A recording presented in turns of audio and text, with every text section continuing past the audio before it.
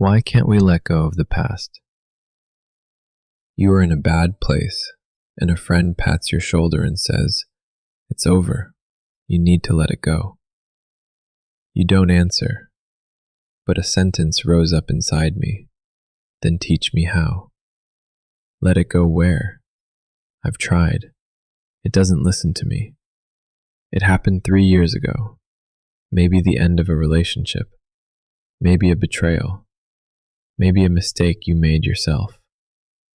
During the day, you're fine, working, eating, laughing with people.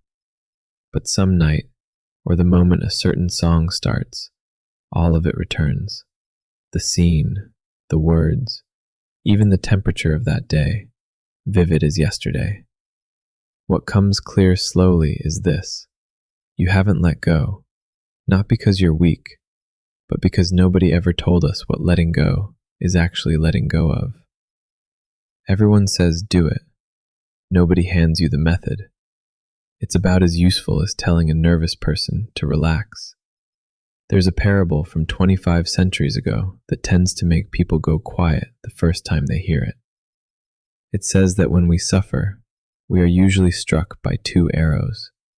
And who fires the second one? The Buddha asked his students, "When a man is struck by an arrow, does it hurt?" "Yes," they said. "And if a second arrow strikes the same spot?" "Much worse," they said. The Buddha said, "This is how ordinary people suffer.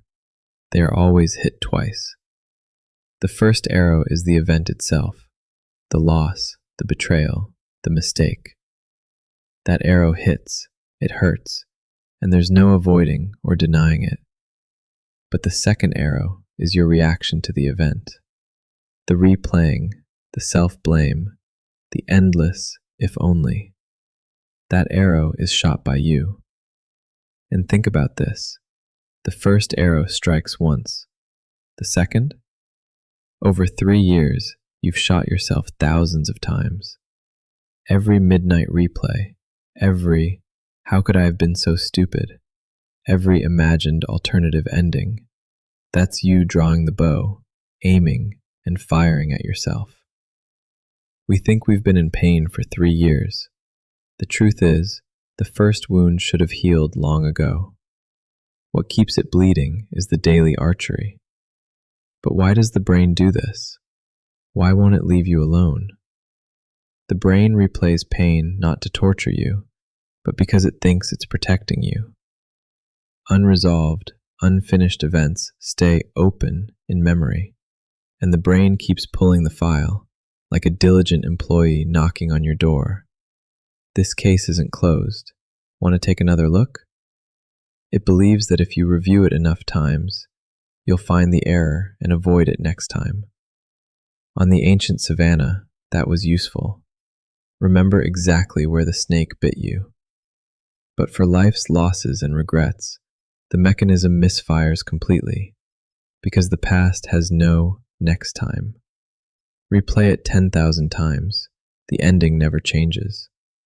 Your brain is forcing you to study for an exam that will never be held. With that understood, consider 4 characters from the Diamond Sutra. Perhaps the most precise definition of letting go there is: abide nowhere.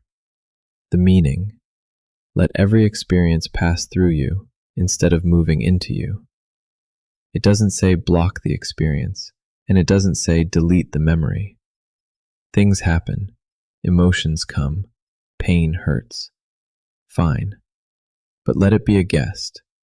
It arrives, it stays a while, it leaves. The problem was never that the guest visited.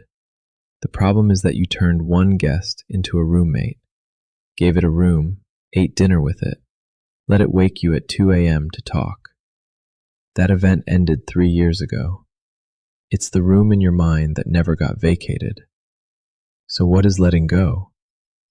Start with what it is not. It is not forgiving. You can let go of an event and still not forgive the person. Those are 2 independent decisions. It is not forgetting. Memory isn't under your control. You will keep remembering, and that's normal. And it is certainly not saying it didn't matter. It did. It genuinely hurt you. Then what is it? Letting go is this. You stop paying interest. The event charged you once. That was the first arrow, unavoidable.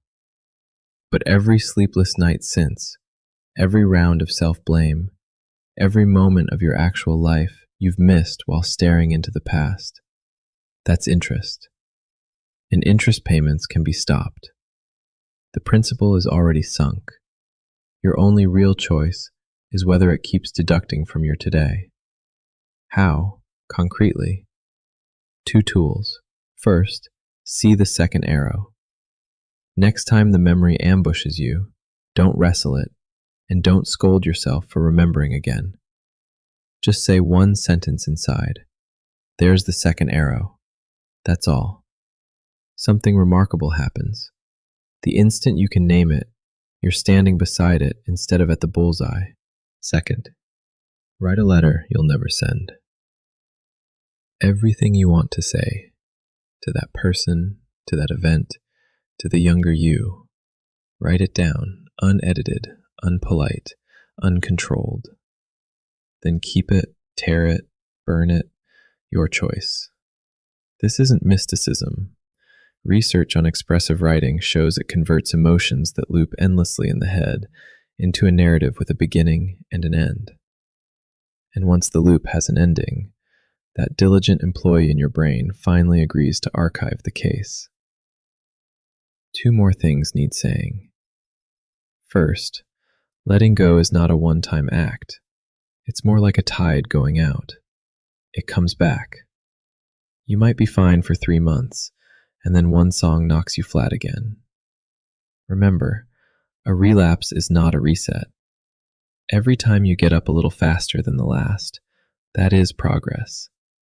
It just doesn't hand out certificates.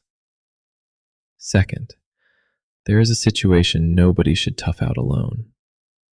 If this has been disrupting your sleep, your appetite, or your ability to work for weeks on end, or you notice yourself avoiding more and more people and places, that is not a willpower problem. That is a wound signaling it needs professional care. Seeing a therapist for this is like seeing an orthopedist for a fracture. Obvious, sensible, and no reflection on your strength. One last thing.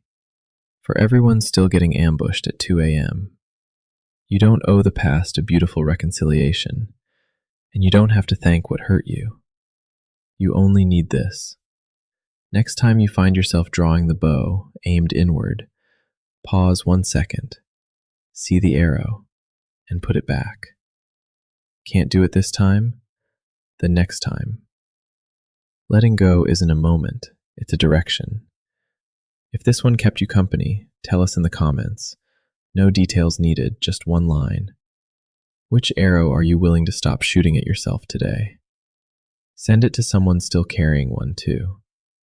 Subscribe. Every day a little closer to understanding life. See you tomorrow.